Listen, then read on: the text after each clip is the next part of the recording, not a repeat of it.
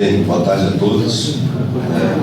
Me chamo Raimundo João Neto, todo mundo me conhece como Neto, ou João Neto, enfim. Sou professor da UEMA, professor assistente da UEMA, e já realizo uma pesquisa sobre o choro maranhense tem no mínimo uns 12 anos. Minha monografia foi sobre isso, a dissertação de mestrado também. Eu meio que coloco o dedo naquela coisa da história oficial do choro, e acaba sendo a história oficial da música brasileira, né? Tudo nasceu no Rio de Janeiro, tudo nasceu, né, por ali, assim, e depois, né, eu tento falar que aqui também, né, surgiram várias manifestações, enfim, assim como o choro, o samba, né? E minha pesquisa já passeou aí pelo Brasil, né, e eu fui convidado para participar do processo de patrimonialização do choro, né, como patrimônio material. Então, eu fui convidado a falar sobre um assunto que a gente estava na mesa passada, né, que foram os acervos, né, que eu pesquisei no acervo João Moana. E a pesquisa no acervo João Moana, ela foi fundamental para eu mudar a minha cabeça nesse sentido, né, de sentido histórico da coisa, né, uma possibilidade do choro ter também uma gênese em vários outros lugares, não só no Rio de Janeiro, mas aqui, em Recife, em Belém, em Manaus, né? Então a gente abre essa possibilidade, esses caminhos históricos, né? Eu tentei fazer isso e vou tentar bater mais na tecla lá no doutorado também, né? Já com a ajuda das pesquisas do professor Daniel, do professor Guilherme, né?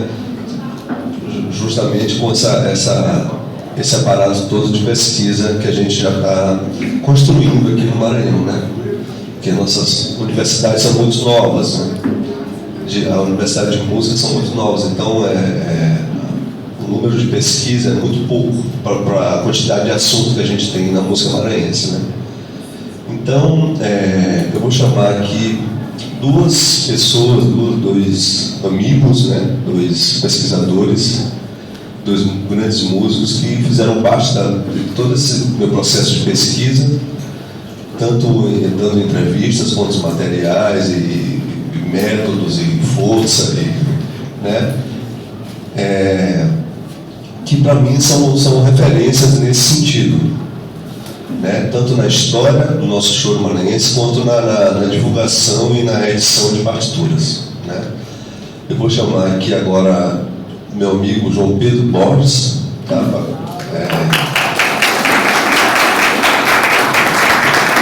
Compartilhar aqui com a gente, aqui do meu ladinho. Eu vou chamar logo o Zezé, depois eu apresento os dois aqui. Meu mestre, Zezé Alves,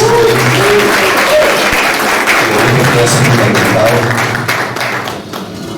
O João Pedro, para eu apresentar, eu teria que ler essa biografia dele aqui todinha, porque eu ler não para você, né? Eu já li várias vezes já. Mas é um grande violonista, professor, foi um dos fundadores dessa escola municipal de música, né? Foi diretor.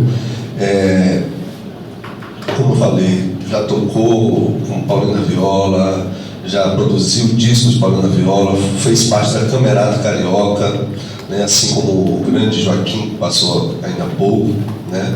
Na verdade, o Joaquim foi sub dele, não é isso? Então tem esse compartilhamento de amizade entre os chorões aqui também. E além de ser um grande professor, né, e pesquisador, ele tem uma vivência histórica no choro muito grande, né, no Brasil, no mundo, né? Tocou lá no Carnegie Hall, não foi isso? Lincoln Center, né, lá pertinho, do lado do Carnegie Hall. Em Nova York, um grande Rafael Rabeiro, enfim. Tem uma história muito grande, né, no choro maranhense brasileiro. E o meu mestre Zezé, grande professor de flauta, né, hoje já está aposentado da escola de música, mas continua sendo professor, músico, assim, referência para a gente que toca essa música popular maranhense, né, de uma obra gigantesca na coisa da edição de partitura, dos ensinamentos musicais e da vivência musical. Eu costumo dizer que a gente tem uma escola zezeliana de flautistas, né? Por conta dessa passagem, né? Ele passou para o Paulinho, passou para mim, né? E a gente vai passando para outros, que é essa coisa de sair na rua com a flauta, né? Tirar a flauta das coisas de concertista, né? E cair no samba, cair no cacuriá, cair no choro, né? Isso aí a gente aprendeu muito com ele. E agora João Pedro vai falar, vai dar a sua contribuição, e depois o mestre Zezé vai falar um pouquinho do processo de pesquisa dele para surgir o grande Choros Maranhenses, o caderno de música. João Pedro. Muito boa tarde para todos. Gostaria de iniciar agradecendo pela oportunidade, esse gentil convite de, afinal de contas, participar de um processo que faz parte do meu DNA, né, do meu sangue musical. E gostaria de falar a seguinte coisa. Eu comecei aqui em São Luís do Maranhão aprendendo violão já voltado para o choro. Eu tinha um padrinho que era um pintor de paredes, um homem muito simples, mas de uma cultura muito grande, autodidata. E foi a primeira pessoa que me falou assim da importância dessa cultura musical. A primeira vez que eu ouvi falar de Agostinho Barrios, João Pernambuco, Catulo da Paixão Cearense, foi através desse meu padrinho. E ele mantinha em torno dele toda uma geração de senhores, já eram os velhos, como a gente chamava, os velhos do choro, né, que se encontravam regularmente, mas a exemplo do que acontece com o choro brasileiro, o choro no Brasil, ele tem uma versão, digamos assim, amadora. Apesar de ser, eu costumo dizer que é a espinha dorsal da música brasileira, mas ele sempre teve uma difusão e todo um sistema de comunicação absolutamente amador. Eu vou dizer em que sentido. Por exemplo, Jacó do Bandolim, que é uma referência para o choro de cordas no Brasil, era escrivão, né? Trabalhava como escrivão num cartório. O pai do Paulinho da Viola, César Farias, também era funcionário público. Jonas Pereira da Silva, Jonas do Cavaquinho, era funcionário público. De sorte que a convivência com o choro, apesar de ter se tornado depois um meio de vida e sobrevida para todos eles, mas era uma coisa amadora, a exemplo do que acontecia aqui também em São Luís do Maranhão. Esses senhores se encontravam, por exemplo, eu me lembro de nomes assim como Frederico Chofer, era um chofer de praça, estava lá no ofício dele quando estava assim 9, 10 horas da noite, chegava lá na roda de choro, às vezes na casa do meu pai, casa dos amigos e tudo, sentava e você não reconhecia mais o motorista. Tal a destreza, a habilidade, até hoje eu ainda tenho Subindo ao Céu, que ele tocava aqui na minha cabeça, aquela valsa, né, cheia de semicolcheias e tal. Então, eu convivi com essas pessoas e há uma tradição oral, porque eles fazem referência ao tudo que vivia, que se passava antes. Olha, fulano canta as canções, por exemplo, Walter Amaral morava aqui na Rua da Alegria. Quando a gente visitava Walter Amaral, ele tirava um caderno de poesias, como ele chamava, que eram canções de Catulo da Paixão Cearense. E haja competência para os acompanhadores, né? Porque era tudo assim, ensaio é uma palavra muito moderna para essas coisas. Então a gente era obrigado a acompanhar aquilo, treinamos o ouvido para o sistema tonal da forma mais instigante que poderia ser, porque aí a gente sabia todas aquelas modulações e aquele negócio todo. Pois bem, essa experiência eu levei para o Rio de Janeiro, e aí eu vou fazer uma observação aqui muito curiosa, que aliás isso é um tema universal de discussão com relação à música. E outro dia eu revendo uma daquelas séries de concerto para o jovem, concerto para a juventude, Leonard Bernstein. Eu consegui pela internet a série completa dessas conferências dele, e ele deu uma definição tão extraordinária, porque o título da conferência lá era num auditório, coalhado de crianças, professores, pais, mães, mas era tudo voltado para explicar para as crianças o que era a música, como é. E o tema desse dia era exatamente sobre a música clássica. E curiosamente ele me chamou a atenção para uma coisa que ao mesmo tempo é tão simples e tão perfeita, que eu resolvi adotar daí por diante. Ele dizendo que o nome de música clássica não é adequado, porque o clássico é um período e tal e tudo mais. Mas às vezes as pessoas chamam também de música séria.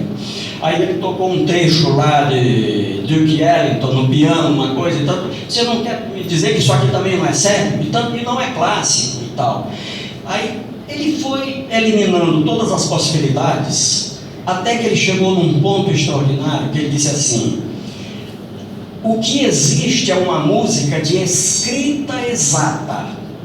Quando um compositor compõe dentro de uma certa estrutura formal, ele escreve tudo o que ele quer, se ele quer que seja forte, que seja piano e tudo mais. Então, aí ele deu exemplos, inclusive, apesar disso, muitos intérpretes interpretam do seu jeito. Aí deu exemplo até do célebre tan de Beethoven. Disse, olha, tem gente que acha que esse negócio tem que acentuar a última nota, e tem gente que acha, colegas meus que acham que tem que acentuar a primeira, e aí começou a mostrar, apesar disso, para ser correto, tem que tocar essas notas da forma como Beethoven escreveu, como está lá na partitura dele. Ele não pode inventar outras notas.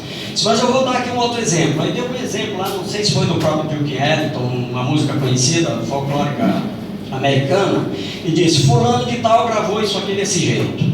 Disse, já fulano, que tinha um estilo mais country, já cantou desse jeito. Outro já veio, já interpretou dessa maneira. Qual é a característica dessas todas as interpretações?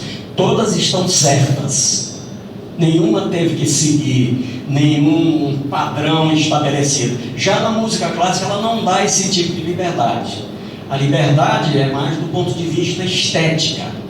Se eu tivesse sabido disso quando eu saí daqui, eu teria poupado muito tempo para chegar a essas conclusões. Por que eu quero dizer? Quando eu saí daqui com a minha formação de choro, já tinha estudado música durante uns 2 anos aqui com um professor local, o professor Luiz Almeida, porque o meu padrinho disse assim: você tem que estudar música, você tem que ler partitura. Nós tocamos de ouvido. Aí começou a colocar assim, a edificar a música escrita como se fosse o supra-sumo da perfeição. Aí eu tinha todo o meu repertório de choro. Eu tive aqui um professor, que é o professor Custodinho. Eu até trouxe aqui encontrei nos meus achados a cópia de um manuscrito dele, de uma valsa que eu tocava de ouvido, chamada Crucifixo. E é isso que eu quero dizer. Há uma dificuldade no choro, justamente por conta desse amadorismo, porque as pessoas tocavam de ouvido.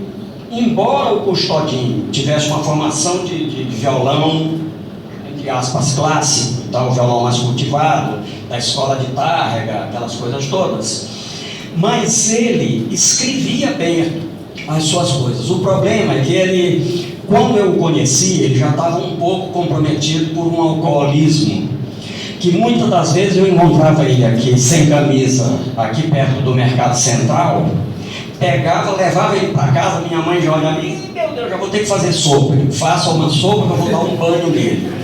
Eu disse, agora só sai daqui depois que me ensinar músicas. Pegava 2, 3 músicas assim de ouvido, toquei. Joaquim lembra, Capricho Árabe, quase toda a obra de Tárrega e tal, toquei de ouvido antes de ler a partitura e tudo mais, né? Mas como é música exata, agora para usar essa expressão, claro que ele me ensinava o estilo de tocar, os tempos e tal, toda a dinâmica e tudo mais. Quando eu cheguei no Rio de Janeiro, eu fiz um curso com o Turíbio, que estava querendo voltar para o Brasil da França, e ele me recomendou um professor nesse curso no Conservatório Brasileiro, o professor Jodacil Damasceno, com o qual o Joaquim também teve o privilégio, né, Joaquim, de estudar um pouco também. E aí o professor Jodacil Damasceno, quando começou a me dar aulas, eu disse para ele, olha, eu toco também uns shows que eu toquei. Ele disse, olha, por coincidência, esta semana vai ter um sarau com um pessoal que acabou de perder o grande solista dele e tal. Você não quer ir? Quero. Só que depois ele foi me dizer que o grande solista era Jacó do Bandolim e que o pessoal era o Época de Ouro. Aí, bom, aí eu fiquei naquela coisa de, não vou ter vergonha de ser maranhense aqui, né? E Turíbio também me esfregou isso depois. Rapaz, se naquela época você tocou aquele minueto de sol lá em São Luís para mim, se tivesse tocado esse pó de mico, você não sabe como é que eu não te largaria mais. Tu tá com vergonha de ser maranhense? E tal. Aí quero dizer para o senhor que eu tomei vergonha no cara, e foi exatamente por isso que eu tive a oportunidade de participar de alguns dos movimentos importantes do choro. Destaque aqui para a Camerata Carioca. Eu comecei a tocar Rafael Rabeiro muito cedo, tinha 12 para 13 anos, e já sabia tudo que ele precisava sobre o choro. Mas era um pouco assim desorganizado. Ele aprendeu muita coisa de disciplina, de fazer a unha direito, de ter horas para estudar, não só para tocar e tudo mais. E aí ele me apresentou um dia para Joel Nascimento, no aniversário da Nara Leão. Joaquim tocou com ela, e na casa da Nara Leão eu conheci o Joel. Ele disse, rapaz, puxa, você podia participar de uma coisa aqui, nós estamos com um movimento. Eu pedi para o maestro Radamés Nathalie fazer uma transcrição do concerto que ele escreveu para Jacó, e que eu já conhecia, inclusive, a suíte Retratos, né? E ele disse assim, mas o Luiz Otávio Braga, que vai tocar conosco, está indo para o Japão, ia passar uma temporada lá no Japão, você não quer tocar aqui com a gente? Muito bem, comecei a tocar, por circunstâncias generosas da vida, me tornei professor do Maurício Carrilho, e mais tarde do próprio Luiz Otávio Braga, e comecei a dar aulas de percepção musical para a Luciana Rabeiro, para o próprio Joel, assim, né, que gostava muito e tudo. E aí eu disse que o meu destino me possibilitou ser uma testemunha privilegiada de todo esse movimento, que mexeu com a cabeça de todos os músicos no Brasil. E aí volto àquela minha conversa da música escrita e da música mais livre. Houve um encontro desses dois pensamentos. Então você ouve a suíte Retratos, não é só uma música popular, porque o Radamés escreveu o que queria, mas dentro do que ele escreveu, ele deu uma liberdade tal para as pessoas, que cada um faz o seu tipo de interpretação. E essa é a beleza da música, exatamente quando a gente chega nesse ponto de respeitar as intenções do compositor, mas não deixar a porta da criatividade fechada por conceitos que reduzem em vez de expandir. Muito bem, já falei demais, já falei um pouco da minha história, estou curioso também para ouvir o que o Zezé tem para dizer para vocês.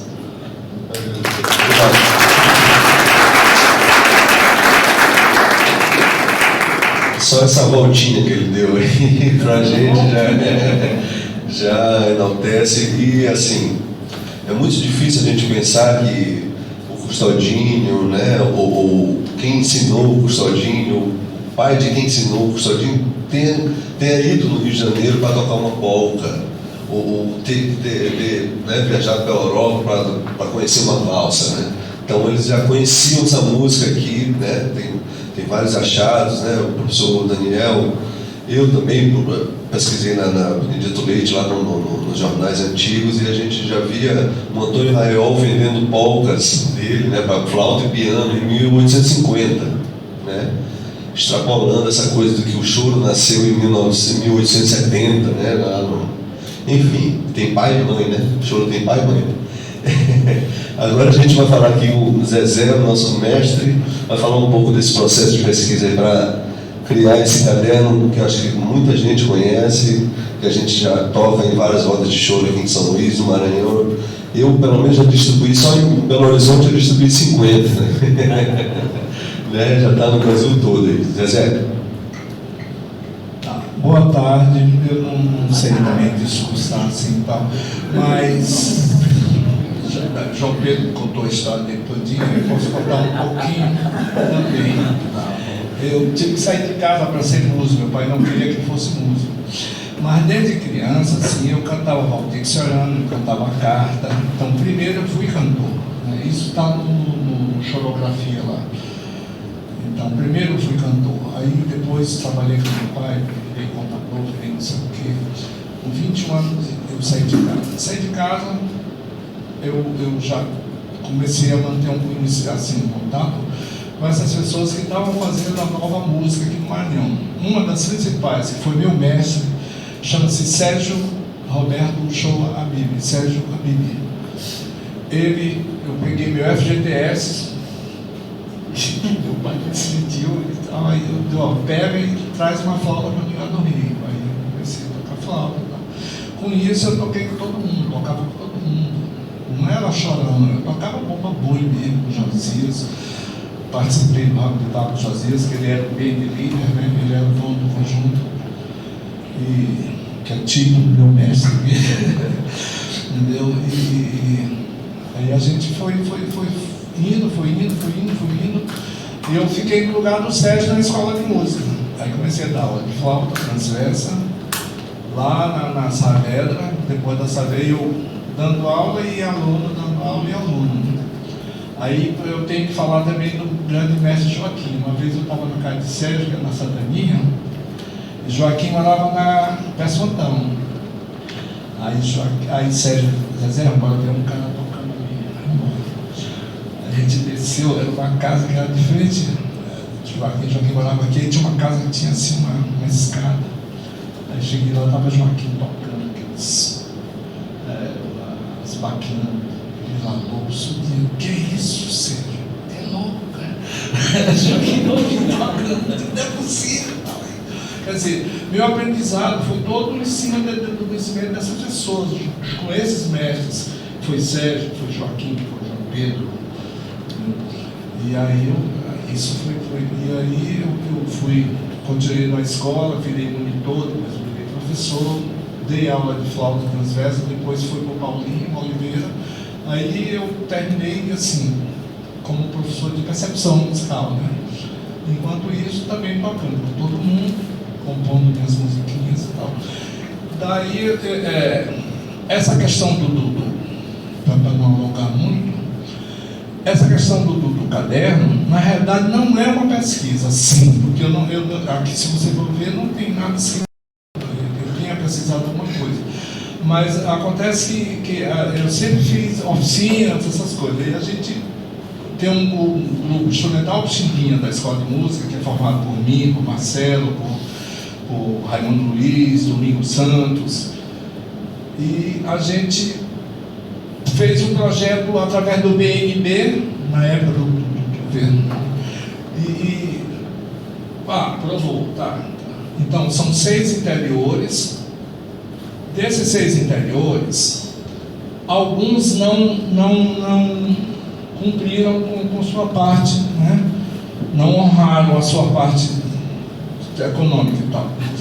Eles tinham que dar uma parte. O Banco do Nordeste dava uma parte, eles deveriam dar outra parte. E o Estado também dava outra parte, passagem e tal. Aí, a gente fez, eram 6 interiores, a gente conseguiu fazer, eu acho que 3 não honraram. Aí sobrou um dinheiro. Aí eu liguei para o BNB lá, o diretor, o que é que eu faço? Eu estou com dinheiro aqui, eu não vou te devolver, eu preciso fazer alguma coisa com ele. Aí eu lembrei que eu tinha algumas partituras do Marcelo Moreira, eu já tinha algumas escritas, aí eu levantei mais umas, eu sei que deram 37 choros, né? Eu disse, olha, eu posso fazer o quê? O que é que eu posso fazer? Eu posso pegar choros maranhenses, criar um caderno, que tem um cunho didático, porque o projeto ele exigia que você fizesse que tivesse um cunho didático. Tipo, bom, eu vou fazer um caderno, tirar tantas cópias, e isso vai ser distribuído para os colégios. Tanto é que ele não é vendido, ele é distribuído. Eu não vendo, até para não ter problema de direito autoral, essas coisas. E aí surgiu esse caderno, que é o Caderno de Choros Maranhenses. Ele tem um formato onde ele tem um CD que tem play along. Cada choro ele se apresenta com o pianinho do final e o Steinway, né? E o acompanhamento de 3 grandes músicos, que é o Domingos Santos, Juca do Cavaco e Carbrasa, tá? É uma base. Na segunda versão eu tiro o piano e deixo a base para a pessoa tocar em cima, tá? Só que ele só está praticamente em dó, mas como eu tenho tudo aberto, a gente vai ainda está tendo um projeto aí junto com o Belan de retomar o Núcleo do Choro. Aí eu vou passar tudo para mi bemol, si bemol, fazer bandão, essas coisas, sabe? Então, esse é um trabalho. Esse outro, da Dilu Melo. Dilu Melo foi uma grande cantora brasileira, que é de Viana, né? E ela é da época das cantoras do rádio, da época de Elis Gonzaga, amiga de Elis Gonzaga, daquele pessoal todo. E ela é daqui do interior de Viana. E aí o Alexandre Raposo, que é o presidente da Academia Vianense de Letras, ele, com o centenário dela, ele me pediu que eu editoriasse, né, que eu editasse e tal. Me deu a relação de músicas, isso já não tem mais, só tenho esse aqui, mas são as músicas da Dilu Melo. Então foi um outro trabalho de editoração, tá? E aí, bom, como eu me aposentei pela escola de música, eu estou pegando o gostinho para fazer essa coisa. Então eu estou fazendo agora o do Sérgio Abib e pretendo fazer também um da Músicas Maranhenses, como se fosse o songbook da MPM, né? Essa sigla, MPM. E é isso aí. Tá? Beleza.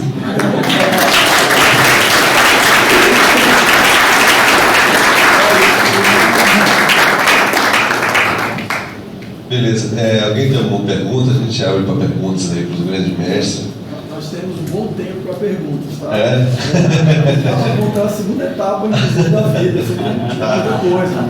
É porque era 20 minutos para cada, né? Foi... Não, nenhum deles falou nem 15 minutos. Então, fica à vontade. Tá. Vou falar mais ou para quem quiser perguntar, né? Isso. Tem alguma pergunta? Eu posso falar mais, complementar aqui também sobre a minha pesquisa, né? O que eu estou fazendo agora. Né? Atualmente, eu até falei com o músico agora, eu tenho um projeto de pesquisa de formar um acervo, né, direcionado ao choro, ao repertório do choro na UEMA, para o curso de música.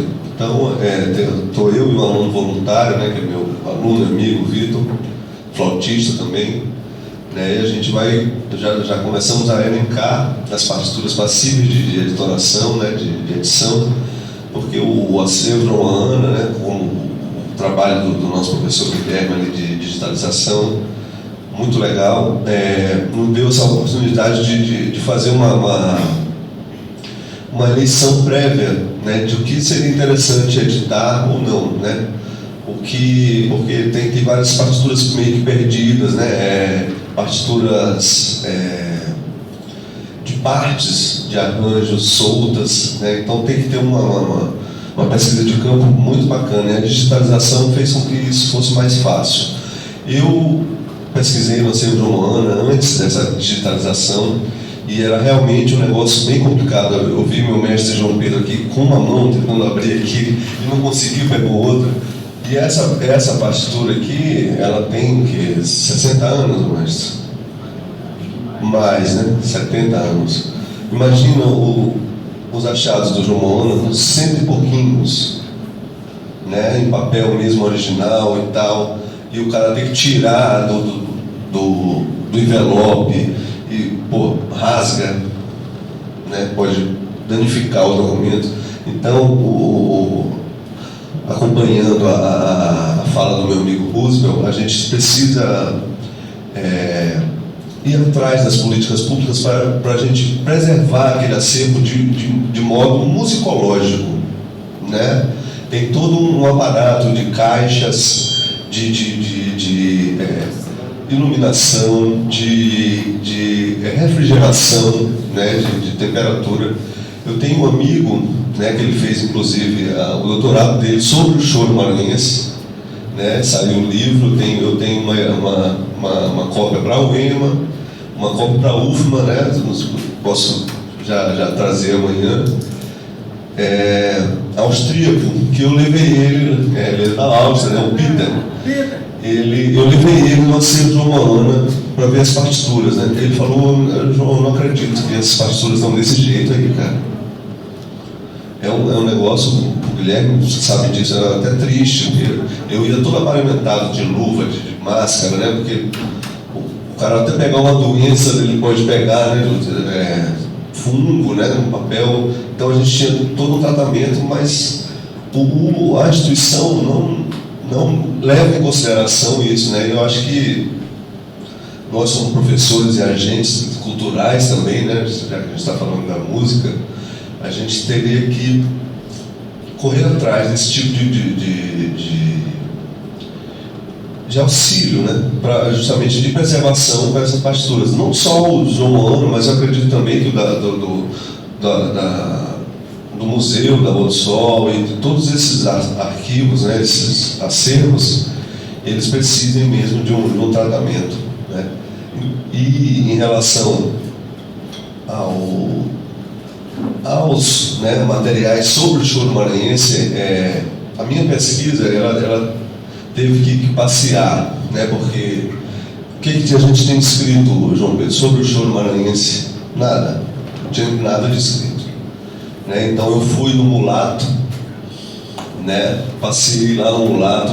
O Luiz de Azevedo, ele faz uma descrição sobre um cara tocando um violão, né? Falando do chorado, né? Das frases choradas. Falei, pô, como é que nasceu lá? E a Luiz já estava falando disso aqui, né? Eu fiz uma comparação entre ele e o Machado de Assis, né, que são escritores realistas, né, e eles, quer queira ou quer não, têm história dentro da literatura, né. Então a gente, como fonte, né, como documento, eu tive que partir para a literatura, né, para a gente conseguir dizer, olha, o cenário musical de São Luís era muito parecido com o cenário musical do Rio de Janeiro. Né? Os caras, como o professor Guilherme falou aqui, os caras ficavam na calçada tocando violão, né? Cantando, né? Tinha casa com piano, e se juntavam ao piano, quem tocava bandolim, piano, e fazia aquela patuscada, né? Como tem, festa de patuscada. E eu fui também, na pesquisa, nos acervos da polícia, né? Que tinha justamente essas reclamações da elite, dizendo que passava-se a madrugada toda em pianadas, né, com muita gente se embriagando e tocando, né. Ninguém escrevia sobre o que acontecia de belo nas ruas, né, na cidade, enfim. O que se escrevia sobre a música, que é até uma crítica que eu tenho à escrita de João Moana, né, que esse enaltecimento da produção sacro-erudita, né, no livro dele, que ele dedica muito tempo para isso, vai dizer que 99,9% do que era tocado nas igrejas maranhenses eram de compositores maranhenses. Esses dados, assim, eu acho que eu não sei de onde ele tirou isso, né, mas há um ufanismo ali, né, mas é explicável por conta do tamanho da coleção. Ele tem até uma foto no livro, não sei se vocês conhecem esse livro, né? Ele tem uma foto com a pilha de partituras, né? Ele está bem do lado da pilha de partituras. E foi um trabalho de coleção fenomenal, que eu acho que ainda tem muita coisa a ser feita nele, né, no acervo de Moana. E em relação ao choro, cara, esse meu projeto de pesquisa, eu devo acabar ele quiçá em 10 anos, no mínimo, pelo tanto de coisa que tem ali para se fazer em relação a pensamento da história, a pensamentos de musicais, né, de possibilidades. A gente vai apresentar daqui a pouco, e o professor Daniel, algumas coisas que a gente tirou de lá, Hã? Você pode já aproveitar e já falar que vai haver uma apresentação musical. Isso. A gente vai apresentar algumas partituras extraídas das nossas pesquisas, né? Daqui a pouquinho, né? Estamos quase chegando nesse momento musical. E essa, na verdade, é uma meta da gente, que é justamente não só extrair e editar a partitura e deixar ela ali, a gente deixar ela viva, né? A gente tocar essas músicas. O Jacó Bandolini foi um grande compositor. Vai ser difícil a gente tirar Doce de Coco das rodas de choro, mas é bom a gente colocar as músicas de Zezé, as músicas de João Pedro, as músicas, né, que a gente pesquisou. Na minha dissertação eu editei, acho que, se não me engano, 14 obras lá, todas ligadas ao choro, né? Então, quem que tocou essa música, né? Quem já tocou essas músicas, né? Onde elas foram tocadas? A gente vai tocar uma música que foi um sucesso no Carnaval de 1925, né? Um choro, né? Então, aonde, como o professor Guilherme falou, né? A gente olha o arquivo, né? A gente olha a partitura e tenta imaginar e conjecturar. Conjectura mas são possibilidades, né? Tipo, se eu estou pensando que em 1925 um choro fazia parte do carnaval, né? Quão rico era o carnaval, né? O que se fazia mais no carnaval, né? Então a gente começa a imaginar, e não tem nada escrito sobre isso. Então o papel do pesquisador é cavucar, né? É ir atrás, é comparar, né? Eu fiz uma comparação com o cenário do Rio de Janeiro, né? Que tem muita coisa escrita, né? Por quê? Porque os jornalistas estavam lá, os historiadores estavam lá, os grandes músicos estavam lá. Então parece que era muito difícil o cara, por exemplo, Carlos Drummond, né? Aquela rapaziada toda que pesquisou a música, né? Começou esse trabalho de etnografia, de viagens pelo Brasil, chegar e dizer, olha, eu vou lá no Maranhão, só para ele chegar aqui, ele ia passar um mês de navio, né? Então, eu não queria saber o que estava acontecendo aqui. Ele vai dizer, ó, nasceu aqui porque eu vi ali na casa de tia Seata, ou, né, eu acompanhei isso aqui, nasceu aqui. O pai do choro é Calado, a mãe é Chiquinha, tá tudo certo. Ele não queria saber o que estava acontecendo na Bahia, né? Será que os negros da Bahia, os negros do Maranhão, né, que um grande conceito do choro que começou que eram os negros, os mestiços tocando a música trazida da Europa, né? Então, será que aqui não tinha também os músicos negros e mestiços tocando essa música? Já tinha uns compositores de polcas, né? O Leocádio, Raiol, polcas editadas em 1873, editada em Recife, em Salvador e em Belém. Como é que o choro nasceu, né, no Rio de Janeiro em 1870 e já tinha um compositor maranhense compondo essas coisas? Porque o choro não era choro, não nasceu choro.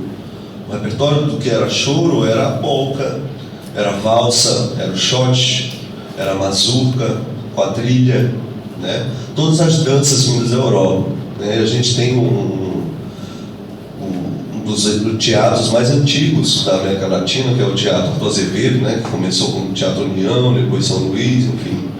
E que essas companhias já vinham desde 1850, 60. Né? Então a minha intenção nessa pesquisa não é dizer que o choro nasceu aqui, né? Não vou repetir essa história, né? Essa ideia histórica de pai, mãe, de lugar de nascimento, né?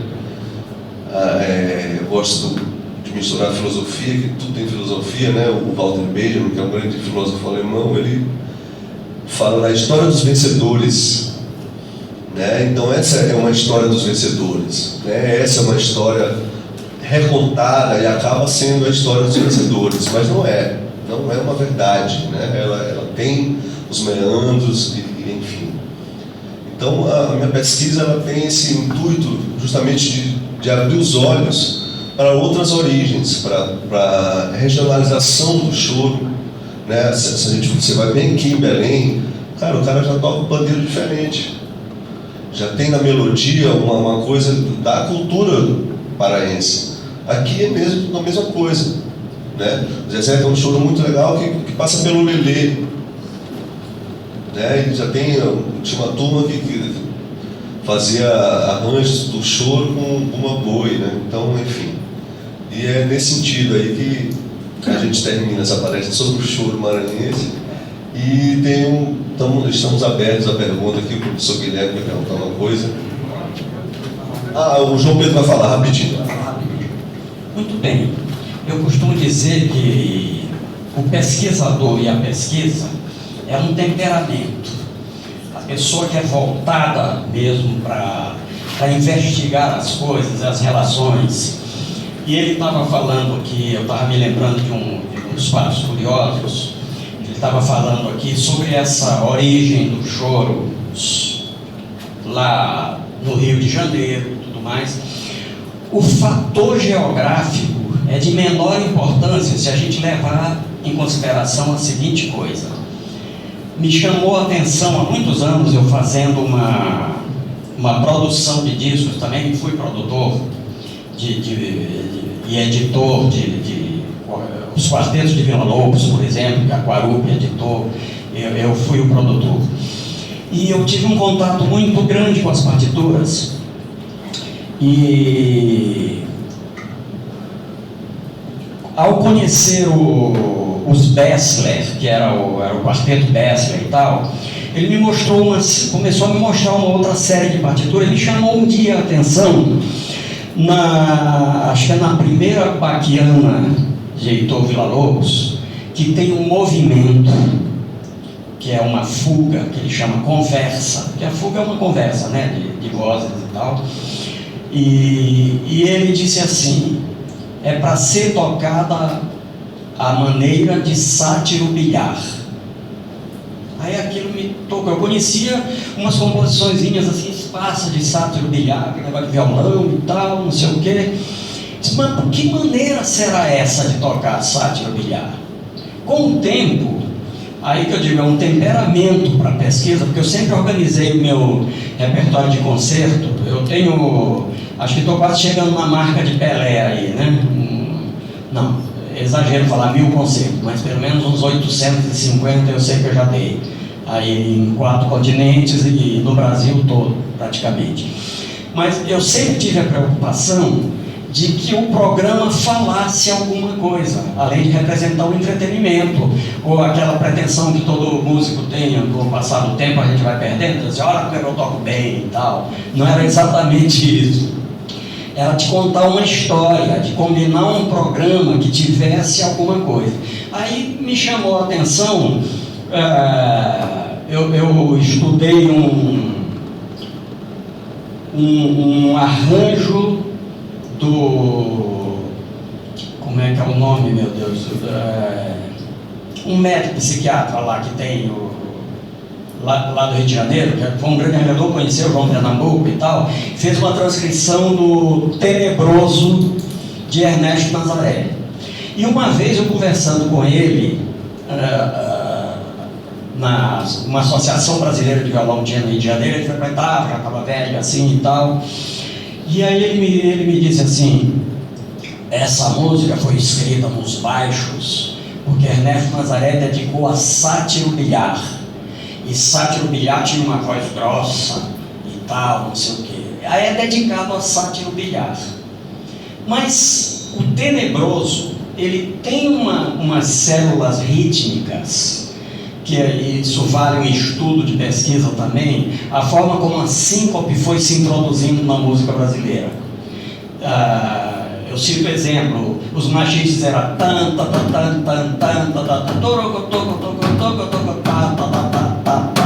aí de repente vem o próprio Ernesto Nazaré, vem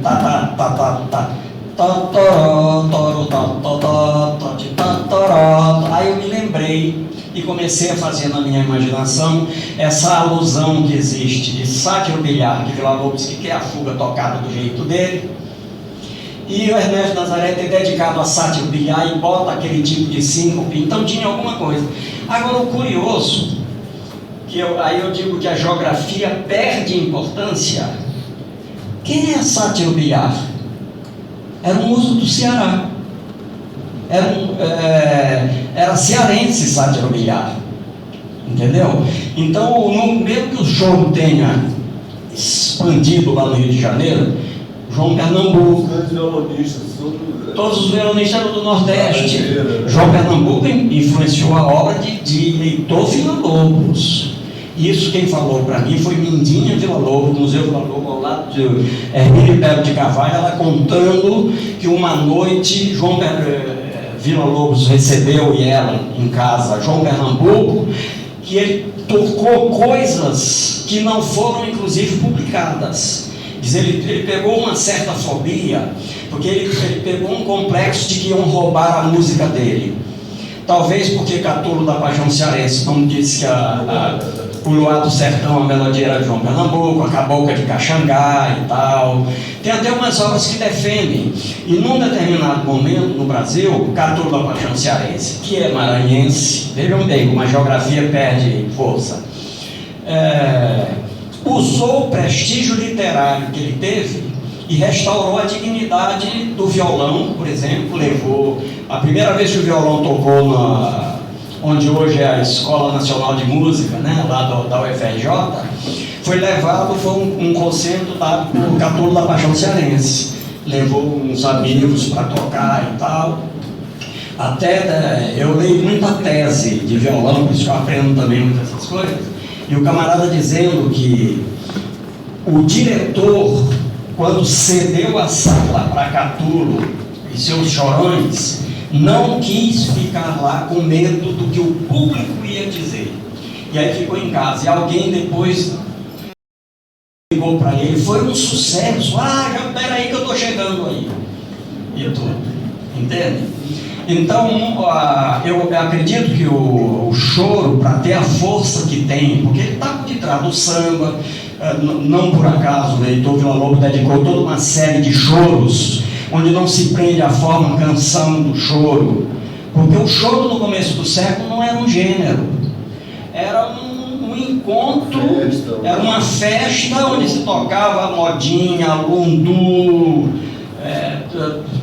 polca, tudo isso era considerado choro, tanto que nos livros eu gravei, por exemplo, a obra para violão do Paulinho da Viola, que inclusive vai ser relançado até o final do ano aí nas mídias, nas plataformas, tal, pela Quaruca. A Quaruca me propôs reeditar todos os meus discos, tem 3 discos que eles vão reeditar, e me propôs fazer mais 2. De sorte que eu pensei que ia me aposentar, mas ainda vou deixar para depois dessas coisas todas, né? Felizmente.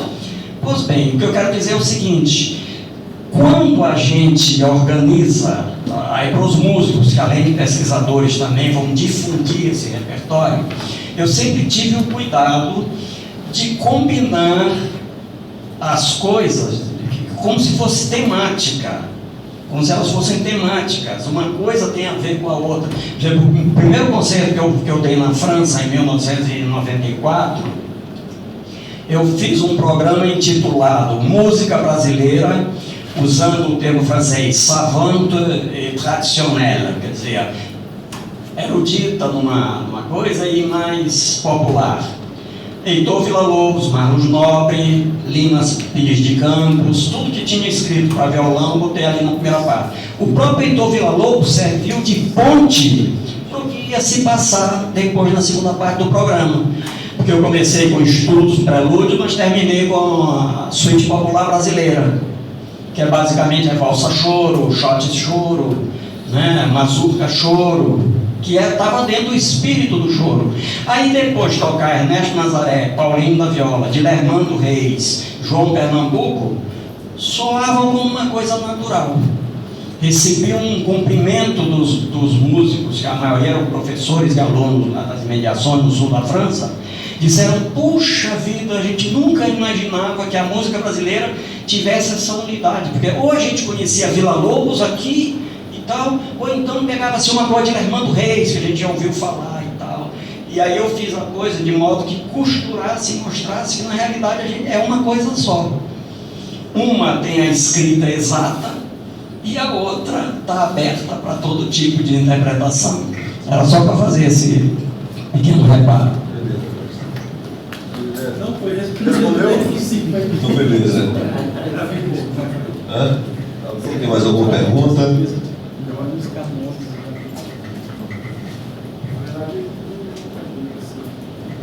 Uma pergunta, porque é só perguntar para os três, né? Pergunta para os três sobre se vocês nessas andanças, nas pesquisas de vocês em relação aos compositores daqui, eu anotei que o nome dele é Metério Santos, José Metério, quer dizer, se vocês não têm algo a falar sobre ele, porque eu conheci uma pessoa, muito amigo dele, que me falou que ele tinha muitas partituras, né?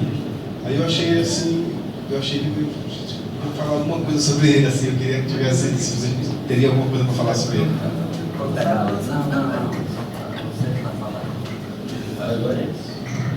O Zé Metério.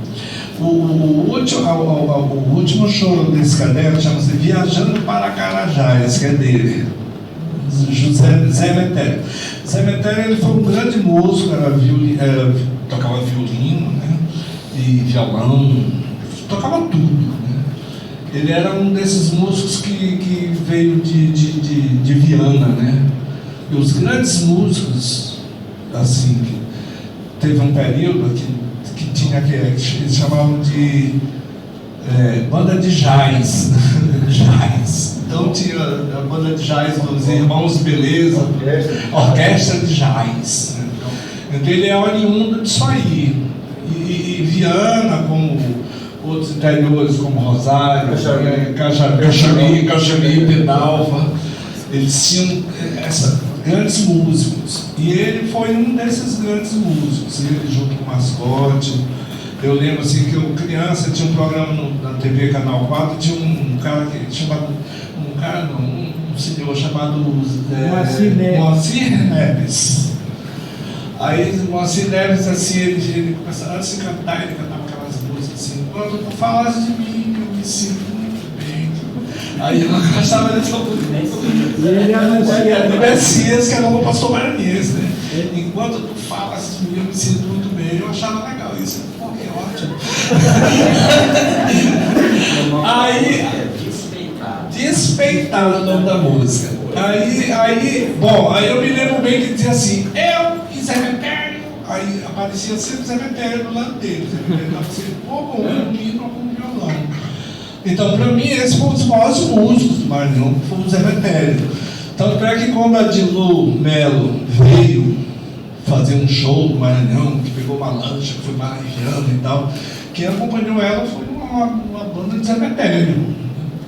Então, o Zé Metério foi um dos maiores músicos maranhenses. Cabe uma pesquisa ainda sobre isso. Cabe uma pesquisa sobre ele, né?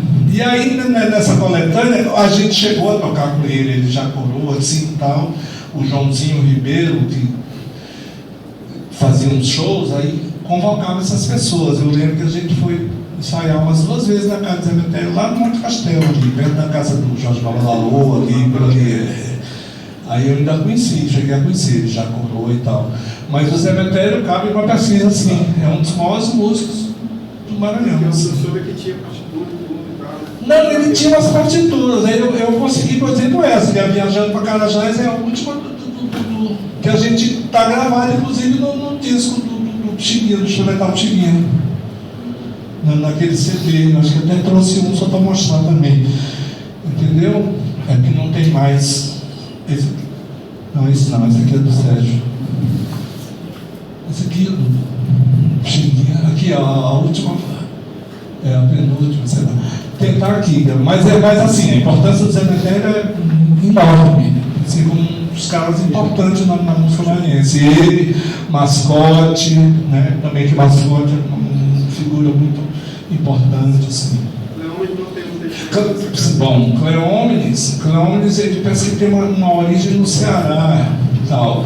Mas ele foi um grande músico, tocou em todos os conjuntos, tocou no Nonato seu conjunto, foi professor da Escola de Música do Maranhão, era o Diabo Louro do sax, né, danado ele. Inclusive, nesse CD, tu é que gravou a música dele chamada Fresquinho, que está no caderno também, foi tu que gravou, o Cleómenes Teixeira, grande músico. Mas em relação ao Zé Metério, o Cleómenes não ajuda a Não. O Cleómenes é um cara que já veio depois. O Cleómenes já é dessa era dos conjuntos. Né, do Nonato seu conjunto, ele tocou no Nonato seu conjunto, tocou com todo mundo, tocou nos hotéis. Era um grande músico, assim, um grande saxofonista. Maravilhoso ele. Beleza. Agradeço aqui aos grandes mestres João Pedro e Zezé. Obrigado pela participação de todos. Vamos dar um abraço para a pessoa. Eu achava que era